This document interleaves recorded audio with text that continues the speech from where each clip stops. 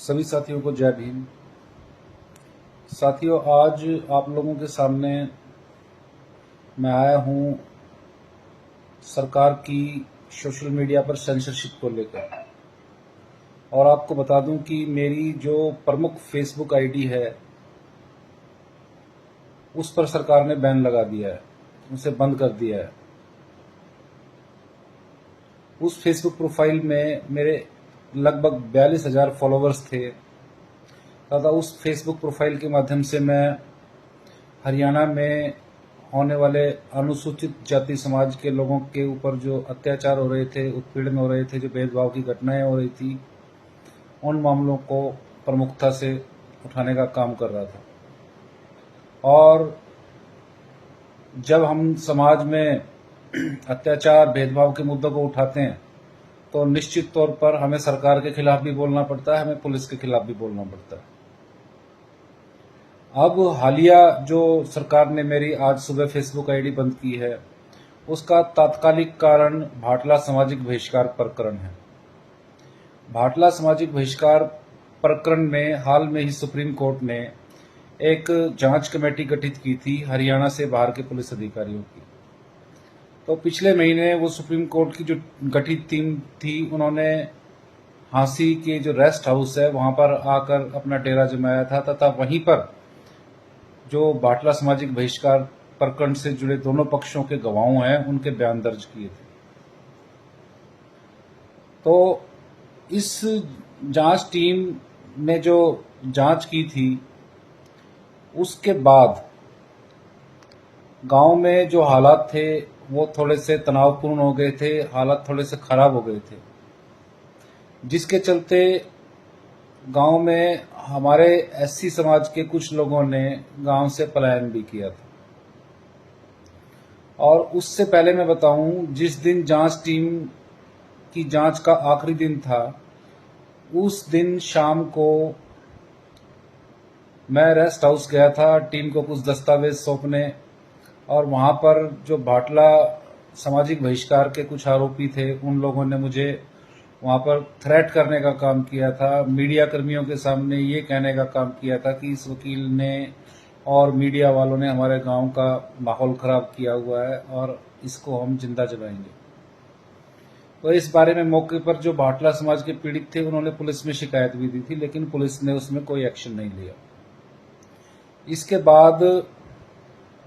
जांच टीम के सामने भाटला का एक पीड़ित और बयान दर्ज कराने आता है, और रेस्ट हाउस के सामने जाट धर्मशाला में 2-3 भाटला सामाजिक बहिष्कार के आरोपी बैठे हुए थे, और उन्होंने भी उस पीड़ित को धमकाने का काम किया और ये कहा कि हम यहाँ पर इसलिए बैठे हैं कि हमें ये पता करना है कि कौन कौन से भाटला के दलित हमारे खिलाफ बयान देने आ रहे हैं और हमारे आसपास फटकने पर उनकी टांगें काटी जाएंगी। एज इट इज बात उस पीड़ित ने रेस्ट हाउस में जाकर टीम के सामने बताई। टीम ने पुलिस की सहायता से उन दोनों आरोपियों को अपने पास बुलाया, उनसे पूछताछ की, जहां पर उन्होंने कबूल किया कि हाँ, हमने गलती से ऐसा कह दिया था। तो टीम ने कहा कि कल को तुम किसी को जान से मारकर ये कह दो कि हमसे गलती हो गई है।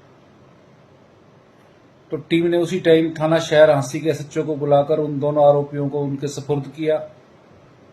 और एफआईआर दर्ज करने के आदेश दिए। तो इस मामले में एफआईआर भी दर्ज हुई, लेकिन पुलिस ने टीम के आदेशों को ठेंगा दिखाते हुए दोनों आरोपियों को रात को ही छोड़ दिया। इस शिकायत के जाने के बाद से ही गांव का माहौल खराब होने लगा था, जिसके चलते गांव के 11-12 आदमियों ने 3-4 दिन पहले गांव से पलायन कर दिया था। इस पलायन की खबरों को हमने मीडिया को देना चाहा और मीडिया को नोट बनाकर भेजे, वीडियोस दी, फोटोज दी कि भाटला गांव में इस तरह से दबंगों के डर से सामाजिक बहिष्कार के जो पीड़ित हैं वो गांव छोड़ने का काम कर रहे हैं। तो हांसी पुलिस के एसपी के आदेश पर वहां के जो पब्लिक रिलेशन ऑफिसर थे उन्होंने हांसी के सभी प्रिंट मीडिया और इलेक्ट्रॉनिक मीडिया, यूट्यूबर्स को बुलाकर उनको थ्रेट करने का काम किया, धमकाने का काम किया कि भाटला सामाजिक बहिष्कार से संबंधित कोई भी खबर या रजत कल से संबंधित कोई भी खबर अखबार में या सोशल मीडिया पे नहीं चलाई जाएगी या यूट्यूब पे नहीं चलाई जाएगी।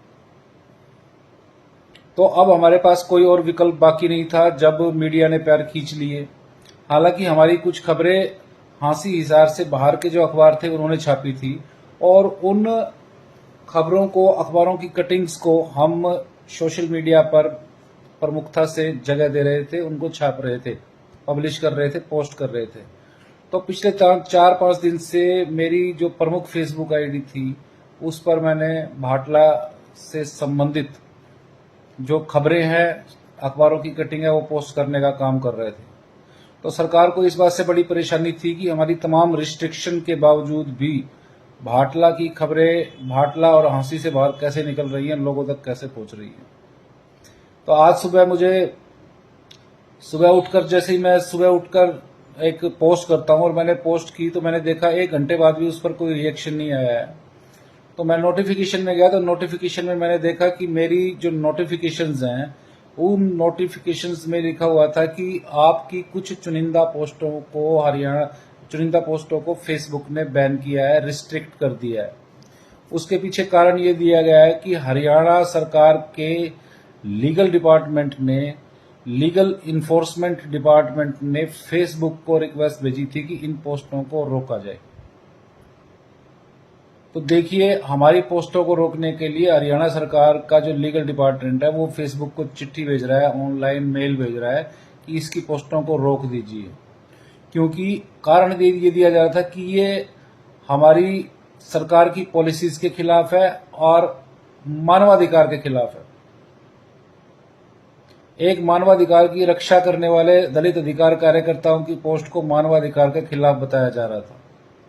और सबसे दुख की बात यह है कि ये रिक्वेस्ट भेजने वाले वो लोग हैं जो सबसे ज्यादा हरियाणा में मानवाधिकार का उल्लंघन करने वाले हैं। और उससे भी ज्यादा दुख की बात यह है कि फेसबुक उनकी बात को मानकर हमारी फेसबुक की पोस्ट को रिस्ट्रिक्ट कर रही है। इतना ही नहीं, मुझे पता चला कि दूसरे लोगों की फेसबुक पर मेरी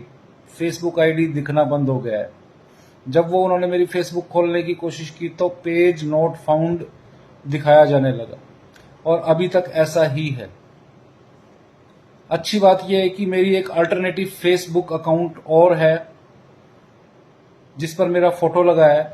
और जो मेरा फेसबुक अकाउंट बंद किया गया है उसमें मैं वकील की ड्रेस में था, और ये वाले जो मेरा फेसबुक अकाउंट चल रहा है दूसरा, उसमें मैं एक सामान्य ड्रेस में हूं। तो मेरी जो अब मैं फेसबुक, लेकिन इसमें केवल 8,000 के करीब फॉलोवर्स हैं, उसमें 41,000 के करीब फॉलोवर्स थे। तो हरियाणा सरकार ने इस तरह से हमारे जो अपनी अभिव्यक्ति है, अपने विचार है, सोशल मीडिया पर डालकर हम अपने लोगों तक पहुंचाने का काम कर रहे थे, उस पर सेंसरशिप लगाने का काम किया है, उस पर बंदिश लगाने का काम किया है, जो संविधान के खिलाफ है, संविधान के आर्टिकल 19 के खिलाफ है। तो मेरा आप लोगों से अनुरोध है कि हरियाणा सरकार का ये जो एक गैर कानूनी कार्रवाई है, असंवैधानिक कार्रवाई है, इसके खिलाफ आप लोग आवाज उठाएं। मेरी इस वीडियो को ज़्यादा से ज़्यादा शेयर करने का काम करें, लोगों तक पहुंचाएं, ताकि पता लगे पूरे देश को, पूरी दुनिया को, पूरे प्रदेश को कि किस तरह से सरकार हम लोगों की आवाज को दबाने में लगी हुई है, किस तरह से हम लोग जायज बात भी उठाने के लिए रोके जा रहे हैं। तो साथियों, आप सबसे अनुरोध है कि इस वीडियो को ज़्यादा से ज़्यादा शेयर करने का काम करें, ताकि जिन मकसदों के लिए हम लोग अपनी आवाज़ उठा रहे हैं वो लोगों तक पहुंच सके, और हरियाणा सरकार की इस कुत्सित कार्रवाई की चौतरफा निंदा होनी चाहिए। सभी को जय भीम, जय भारत।